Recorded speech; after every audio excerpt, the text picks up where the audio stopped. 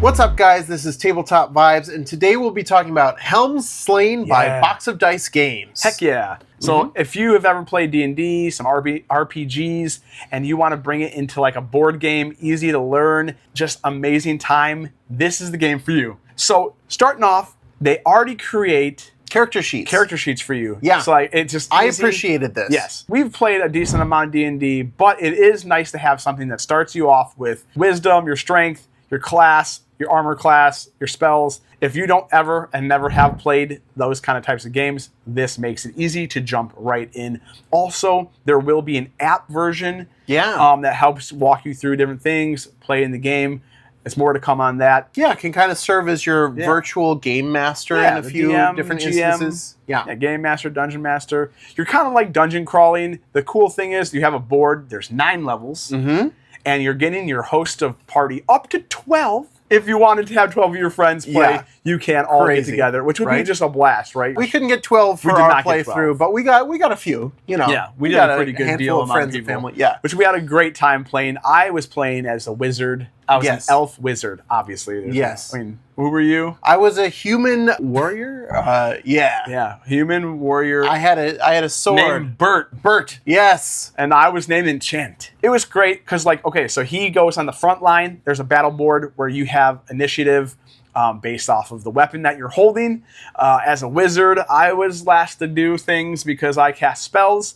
Steven is on the front lines. Yeah, you know, I have the sword, so I can do that melee attack, which combat happens in this game with D6s. And so you're rolling 2 D6s to start, and then that number can increase as you level up. So you take the sum of those 2 D6s, you add in any additional point bonuses that your character has. Yeah. And then if that number is higher than the armor class of the enemy that you're trying to hit, you make a hit, and then you roll a D6 to figure out how much damage that you do. The way that combat is resolved is based on the type of attack or weapon that is going to determine the different order. And the game board has it right up in the corner so that it's really easy for you to reference because you're going to be doing a lot of combat. A lot of combat. And so you're talking to your fellow teammates, strategizing where you want to stand. Should I be in the front? Should I be in the back? Based on like initiative-ish and turn order. Yeah, and with each round, you can shift front to back, back to front.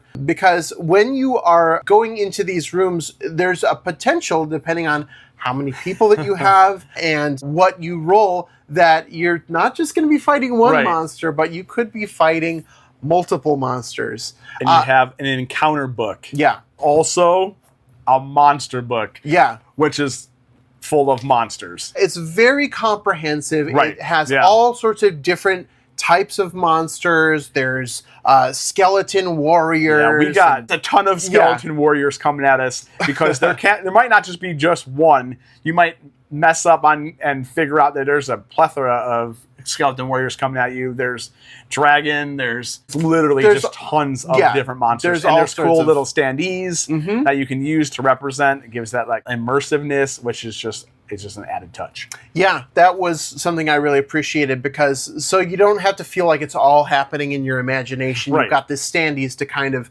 help you. Yeah, and as you progress along, you kind of develop an attachment to your own because like, you know, you're upgrading your character, you're leveling up. Yeah, Bert's upgrading himself. He's surviving battles. Yeah. You're gaining gold.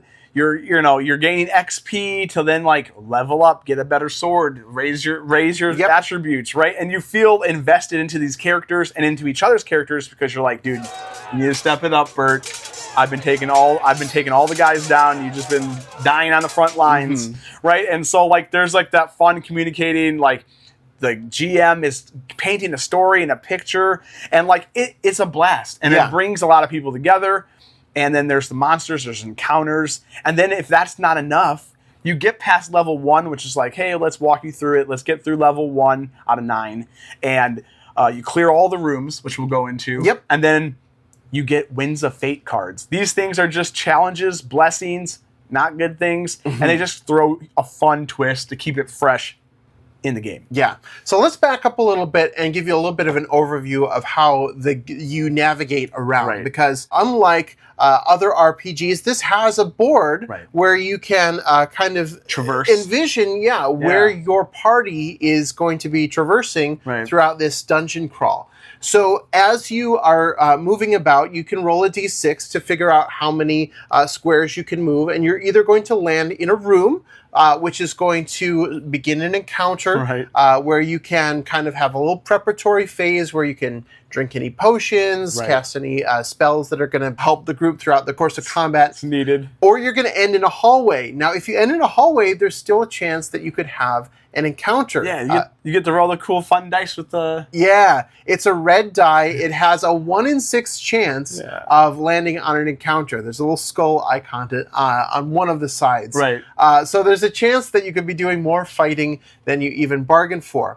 But after you slay the monster or monsters, in any given room, then you can place 3 different skull tokens on that room. The skull tokens are there to help you kind of make sure that you're not retracing your steps too much. Right. Because guess what? Every time that you pass back through a room, then you have to pick up a skull token. And if you end up going back and forth, 3 times through that room and pick off a skull token. Guess who's coming back? The monsters are back. So you got to do it all over again. So you really need to plan your moves as a party. Yeah, and the goal is to clear out each level to go to the next level. So going back and forth through the same room is inefficient, and then it resummons a monster back there, and who knows how many guys that'll take, and then you have to go through it again. So like there's a lot of threats. If it's not like a threatful room, though, you don't get gold. So that's kind of sad. But there is also, you can still achieve victory. And then you're trying to gain gold. Everybody gets to have some gold, so everybody's leveling up. And the cool other part is you can save your progress.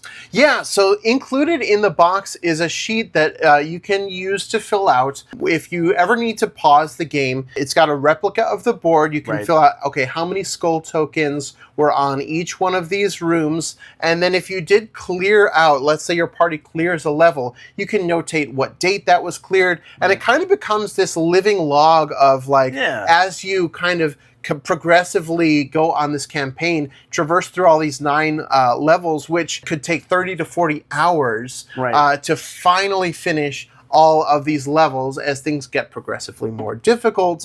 People in your party may die. So there's so much. There's so much that you can do, but this is designed to allow you to play over a long span of time and not have to feel like you have to start from square one each time, but you kind of have this sheet that allows you to pick up right where you left off next time you all sit down for the campaign. And you can play however long you want and then just notate the sheet, put it away, get it back out. And so it's a really cool legacy type game. And there's different game modes that you can implement to make it harder, to make it easier, start at a higher level, and then the game master can just as well tweak and modify things just to help the party out any way they want, because the whole idea is that you're creating this story in this world, traversing through, fighting the bad guys, leveling up as your party, and you're like conquering it, right? And so like you get that feeling, the camaraderie, or the you should do better, you're sucking, like what are you doing, you're gonna make us die, right? We had a lot of that. Yeah. I can't roll dice, like pretty much everybody knows. But I mean, I let my team down like a ton of times. But I was still an elf wizard. That's right. Now, as you progress in throughout the different levels, there's chambers that you can pass through, which kind of allow you towards different pathways that you couldn't have otherwise gotten to. There's also secret doors. And so there's standard doors, which you can just go through. You know, that's pretty standard. It's a door.